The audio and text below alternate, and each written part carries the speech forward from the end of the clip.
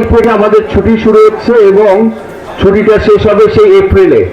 তাহলে আমরা আমাদের টেনার থাকা অবস্থায় এই কার্যনির্বাহী কমিটির এই মেয়াদ থাকা অবস্থায় আমাদেরকে যদি এই ভোজটা সম্পন্ন করতে হয় তাহলে আমাদের 16 তারিখের আগে আর কোনো অল্টারনেটিভ নাই। আমরা একটু আগেও করতে পারছি না, কারণ আমরা জানি যে 12 তারিখ আমাদের ন্যাশনাল ইলেকশনের কারণে দেখা যাচ্ছে যে অনেকে অলরেডি ঢাকার বাইরে আছে, আবার ন্যাশনাল ইলেকশনের পরপরই 3-4 দিন যদি গ্যাপ না দিই তাহলেও আবার হচ্ছে না। আবার 16 তারিখের পরেও যাওয়া যাচ্ছে না। 16 তারিখ আমাদের দিনটা পরে সোমবার, 16 তারিখের পরেও যাওয়া যাচ্ছে না, কারণ 18 তারিখ থেকে আমাদের রোজা শুরু হবে। এখানে 16 তারিখে যেহেতু ভোজ হয়, ভোজের পর সাধারণত সাংস্কৃতিক অনুষ্ঠান হয়ে থাকে আর কি, তো আমরা পিছাতেও পারছি না। তো এই বিষয়ে যদি কারো কোনো মতামত থাকে, আমাদের বিজ্ঞ সম্মানিত সদস্যের যদি কোনো কথাবার্তা থেকে থাকে, তাহলে আপনারা একটু আপনাদের মতামতটা দিতে পারেন। আপনারা যদি মতামত দিতে চান আপনারা মতামত দিতে পারেন। স্যার কিছু বলবেন? হ্যাঁ, না, ভোজ ভোজ ভোজ ভোজ স্যার, হ্যাঁ না স্যার, ইলেকশন আগে দিতে হবে তো ভোজটা। 16 তারিখ ভোজ, 16 তারিখে স্যার। 16 তারিখ ঠিক আছে, 16 তারিখ স্যার সোমবার, ফেব্রুয়ারি। হ্যাঁ, 16 তারিখ ফেব্রুয়ারি নাহলে তো আপনার রোজা শুরু হয়ে যাবে। ভোজটার ব্যাপারে আমার একটু কথা ছিল যে আমরা এই সুপ্রিম কোর্ট বারে এখন প্রায় কত 15,000 মেম্বার। খাওয়া নিয়ে অনেক সময় খুবই ঝামেলা হয়। তো যদি ভোজ সবাই ভোজের ব্যাপারে একমত থাকে যে হ্যাঁ ভোজ হবে, তাইলে সেই ক্ষেত্রে আমাদের বারের কর্মকর্তা যারা আছেন যে ডিসিশন নেন, হয়তো আলোচনা করেই 16 তারিখ নির্ধারণ করা হয়েছে, এতে আমার কোনো দ্বিমত করার কিছু নাই। তবে ভোজটা সুষ্ঠুভাবে করা লাগবে, সবাই যাতে খাবার ঠিক মতো পায়, কোনো বিশৃঙ্খলা না হয়, সুষ্ঠু সুন্দরভাবে ভোজ অনুষ্ঠানটা আমাদের পরিচালনা করতে হবে। আমরা সবাই শৃঙ্খলার সাথে ভোজে অংশগ্রহণ করব। আর হলো খাওয়ার মেনুর ব্যাপারে এটা কমিটি যেটা নির্ধারণ করবে, যেটা প্রিভিয়াস আমরা যেভাবে খেয়েছি সেভাবেই মেনুগুলো ঠিক করে নেবেন। এবং আমরা ওই ভোজের আগের দিন যেভাবে প্রতি বছরই আমরা গিলা কলিজা খাই, সেক্ষেত্রে আমরা এবারও খাবো। তবে আমার একটু এডিশন আছে, সেটা হলো যে গিলা কলিজা সবাই খাইতে অত পছন্দ করে না। তো সেখানে যদি ওই মাছ থাকে, মাছের মাথাগুলা দিয়ে যদি ই করা হয়, ওই যে কি বলে মুড়িঘণ্ট বানানো হয়, তাহলে সেক্ষেত্রে ভালো হয়। যেমন গতবার ওই যে গিলা কলিজা দিয়েছে আর ডাল দিয়েছে, তো সেক্ষেত্রে গিলা কলিজা অনেকেই খায় না বা গিলা কলিজা খাইতে ভালো লাগে না। তো আমার অনুরোধ থাকবে বারের কর্মকর্তাদের উপর, আপনারা যে মাছগুলি আনা হবে ওই মাছের একটা ই করা, কি বলে মাথা দিয়ে মুড়িঘণ্ট যদি মুড়িঘণ্টটা থাকে তাহলে একটু ভালো হয়। এই কি আর কি সাজেশন দিব, এই আমাদের যারা আছে পারে তারা সবাই অভিজ্ঞ এবং জানে যে কোথায় কি হয় না হয়, ভালো হয় কোনটা সেটাই করবে। সবার সাথে আমি একমত। আসসালামু আলাইকুম। স্যারকে অনেক অনেক ধন্যবাদ। আমাদের বিগত লাস্ট ইয়ারে এবং দেখা গেছে যে আসলে আমাদের সদস্য সংখ্যা অনেক বৃদ্ধি পেয়েছে। আমাদের বর্তমানে সদস্য সংখ্যা 15,000 জন। তার মধ্যে দেখা যায় যে রেগুলার 5,000-এর মতো কিন্তু রেগুলার কিন্তু কোর্টেই আসে। আর এখানে একটা বাস্তবতা হচ্ছে যে আমরা যদি এত সদস্য নিয়ে এক করতে যাই, আমাদের যে স্থান সংকলন এটাতে একটু সমস্যা হয়েই দাঁড়ায়। আবার না করলেও হয় না, কারণ এটা আমাদের একটা মানে লাইবিলিটিজের একটা প্রশ্ন থেকে যায়, কারণ এই ভোজের টাকাটা কিন্তু আমরা সদস্যদের কাছ থেকে নিয়ে থাকি। তো আমরা এবার যেটা করছি সেটা হচ্ছে আমরা মেইন প্যান্ডেল থাকার পাশাপাশি আমরা তরুণ চত্বরটাও আমরা প্যান্ডেল করে দিব, তাতে যেন এবার মেইন মানে যে পার্কিং লটের ওই জায়গাতে শুধুমাত্র চারটা না পড়ে, সবাই যেন ইজিলি ঢুকতে পারে। এই জন্য আমরা এবার আমাদের পরিধিটা বাড়াচ্ছি। আমরা যে ওই তরুণ চত্বরটা আছে সেই তরুণ চত্বরেও আমরা এবার হচ্ছে প্যান্ডেল করে, সুন্দর করে প্যান্ডেল করে খাওয়ার ব্যবস্থা করব, তাতে কেউ যেন হুড়াহুড়ি ধাক্কাধাক্কি না হয় এবং খাবারগুলো যেন ঠিক মতো পায়। আসলে এই যে হুড়াহুড়ি হয় মানে আসলে আমরা নিজেরাই বিব্রত হই, কিন্তু আমাদের কাছে খুব খারাপ লাগে, কারণ আমাদের দায়িত্ব এটা ঠিক মতো আয়োজন করা এবং প্রোগ্রামটা ঠিক মতো করা। কিন্তু আসলে আমরা চেলেও এত আমরা আমাদের সদস্য সংখ্যা এত বেড়ে যাওয়াতে এবং স্থানটা কম হওয়াতে আসলে অনেক সময় হয়ে ওঠে না। তারপরেও আমাদের চেষ্টার কোনো ত্রুটি থাকবে না। আর আমাদের মেনু বলেন, খাবার বলেন, এটা আমরা যথেষ্ট যেরকম থাকে আমরা রাখার চেষ্টা করব। তবে এই বছরটা একটু মাথায় রাখতে হবে, যেহেতু ইলেকশন আছে 12 তারিখে, কিছু বাস্তবতা আছে আর কি। ইলেকশনের কারণে অনেকে দেখা যাচ্ছে, যেমন আমাদের সভাপতি স্যারও কিন্তু নাই ইলেকশনের জন্য, উনি কিন্তু এলাকায়। তো কিছু বাস্তবতা নিরিখে দেখা যাচ্ছে যে আমাদের অনেক সদস্যও থাকবে না, আমাদের বিজ্ঞ আইনজীবীরাও থাকবে না। এই পরিস্থিতিতে আমরা অবশ্যই গিলা কলিজা পার্টি যেভাবে হয় আমরা অবশ্যই করব, প্রতিবারের মতো করব। সাংস্কৃতিক প্রোগ্রামও থাকবে, সেটাও করব। মেনুর যে ব্যাপারগুলো আছে সেগুলো আমরা অবস্থার পরিপ্রেক্ষিতে সকলের সুবিধার্থে এই অল্প সময়ের মধ্যে কিভাবে করা যায় সেটা আমরা ইনশাল্লাহ করব।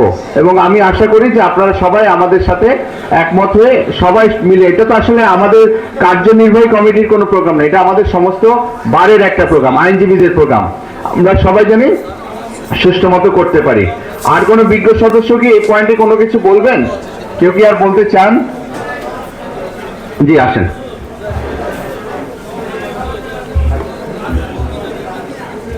আসসালামু আলাইকুম।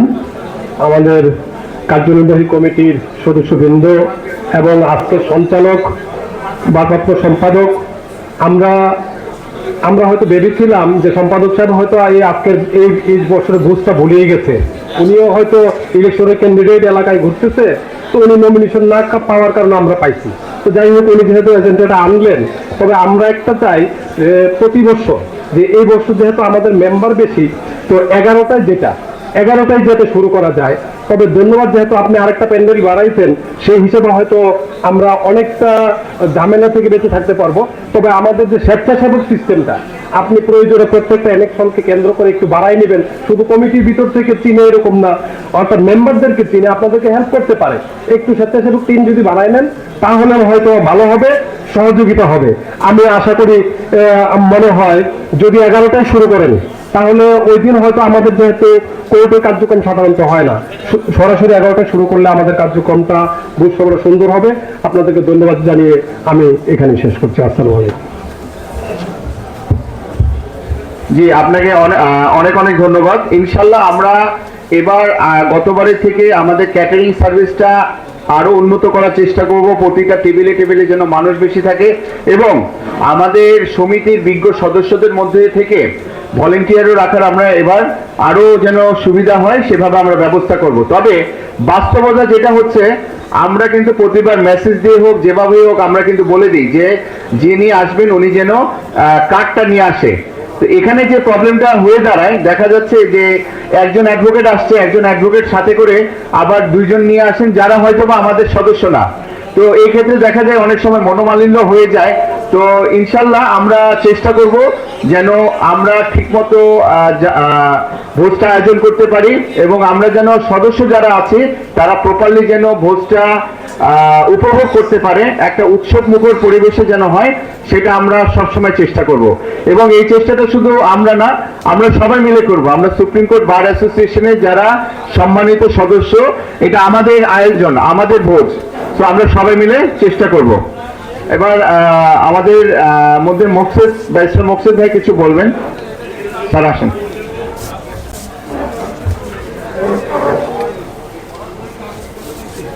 আসসালামু আলাইকুম। আজকের এই বিশেষ সাধারণ সভায় আমি আপনাদের ছোট কয়েকটা জিনিসের দৃষ্টি আকর্ষণ করব। যখন আমি এই বারে আসি তখন মেম্বার ছিল মাত্র 2300। সেই সময়ের পরিবেশ এখন নাই।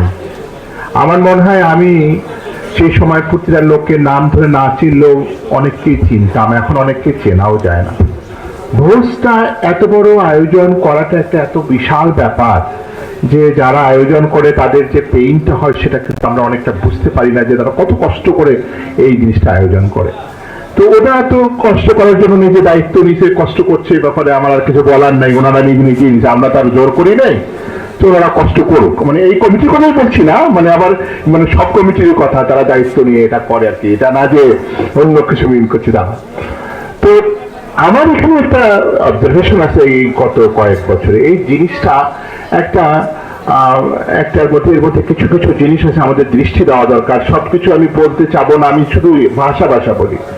ঢোকার যে আয়োজনটা এটা এতই মানে একটা স্ট্রাগলের মধ্যে পড়ে যে যারা আমরা অনেক দিন থেকে এই কোটা তাদের জন্য বেশ কষ্টকর হয়ে যায়, এবং একটা পর্যায়ে দেখা যায় যে ওই জাহাজরা যে দিক দিয়ে ঢোকে ওই দিক দিয়ে আমরা কোনোভাবে ঠেলে ঢুকি, ওরা বাধা দেয়, স্যার এরা শুধু জাহাজদের জন্য, স্যার মাথা করতে পারবেন না, মানে কিছু বল না, তারপর হালকা করে আমরা একটা অপমানজনক ভাবে ওখানে আমরা প্রবেশ করি। এইটা বন্ধ হওয়া উচিত, যে যারা সিনিয়র এখানে আছে তাদের ঢোকার জন্য অ্যাটলিস্ট একটা জায়গা থাকা দরকার যাতে করে তারা ঢুকতে পারে সম্মানের সঙ্গে। যে দিকেই হোক সিনিয়ররা ঢুকবে, জুনিয়র যারা অনেকক্ষণ দাঁড়িয়ে থাকে আই আন্ডারস্ট্যান্ড দেয়ার পেইন, যে তারা আলাদা থাকবে, জুনিয়র যাবে কেন, অনেকে সিনিয়রও দেখতে জুনিয়র মতো হয়ে গেছে টাকটুক পরে, সুতরাং এটা ভেরি ডিফিকাল্ট ম্যানেজ করা।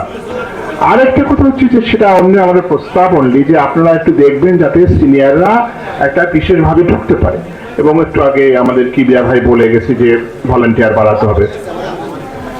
আর এই ভোজটা আমি ঠিক জানি না এটা কিভাবে সম্ভব, বাট আমার মনে হয় এটা দেখা দরকার যে একদিনে করব না একাধিক দিনে করব।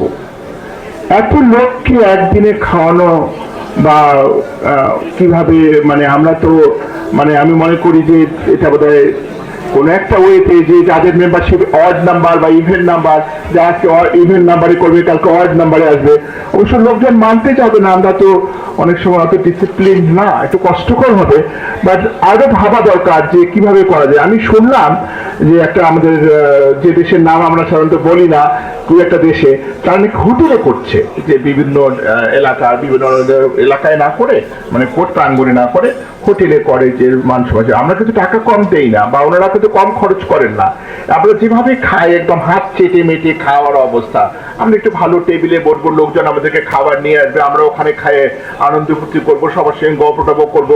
এই একই কোর্টের প্রেমিসেসের বাইরে এই প্রোগ্রাম নিয়ে যাওয়া দরকার, যেখানে আমাদের বার কাউন্সিল ভবন অনেক বড় হয়েছে, সেখানে একটা হোটেলের ব্যবস্থা আছে, সেখানে আমরা কয়েকদিন করতে পারি। এই আয়োজন যদি সত্যি আমাদের গেট টুগেদার আকারে হয়, তাহলে এখানে যেন একটা সম্মান থাকে, খাওয়াটার জন্য একটা খাওয়াটার মধ্যে জন্য একটা আমাদের তৃপ্তি থাকে। আমাদের তো খাওয়ার আলহামদুলিল্লাহ, আপনারা যারা কাজ করেন তাদের বাসায় তো খাবারের অভাব নেই, আপনারা তো ওখানে খাইতে আসেননি, এখানে আসছেন একে অপরের সঙ্গে কথাবার্তা বলতে, হাসি ঠাট্টা করতে, একটু ভালো পরিবেশে খাবেন, মানে ভালোভাবে আসবেন, স্যুট পরে আসবেন, নতুন গাউন না।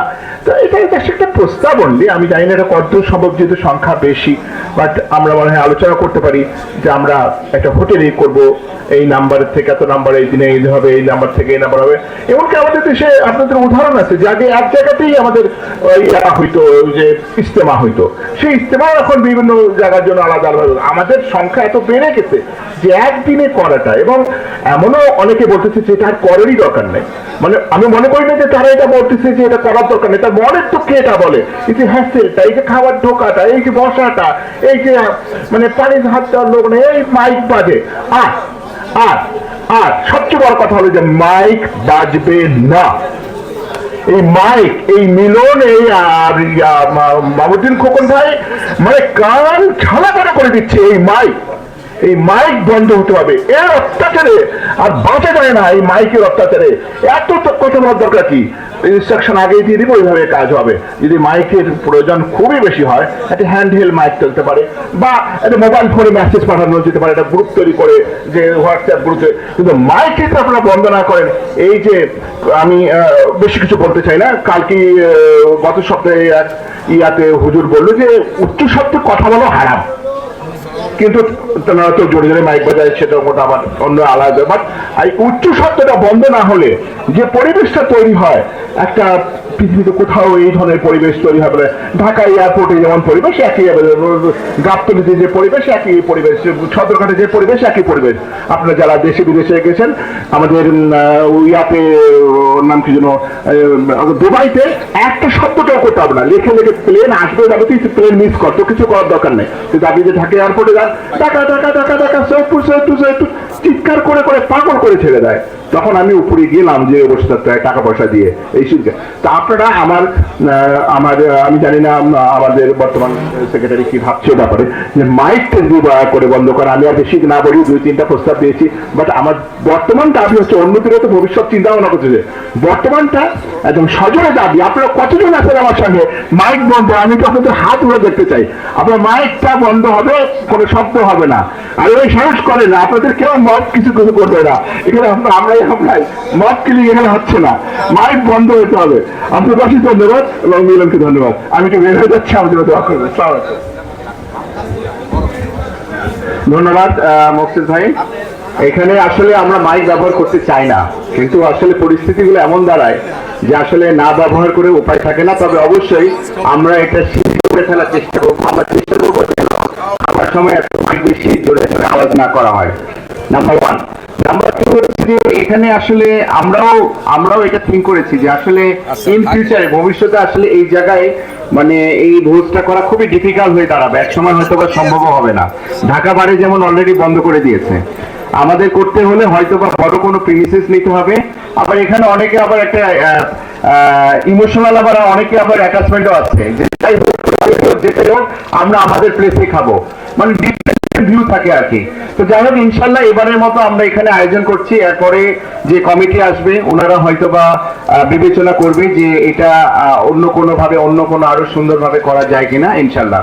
তাহলে আমাদের এই বাংলাদেশ সুপ্রিম কোর্ট আইনজীবী সমিতির বার্ষিক ভোট 16 তারিখে ইনশাল্লাহ আমরা আয়োজন করছি। এই বিষয়ে আমরা সবাই একমত তো? একমত সবাই? একটু হাত তুলে একটু সবাই জানাবেন দয়া করে। জি, তাহলে আমাদের আলোচ্য বিষয় 1 শেষ। এবার আলোচ্য বিষয় 2, সমিতির 2025-26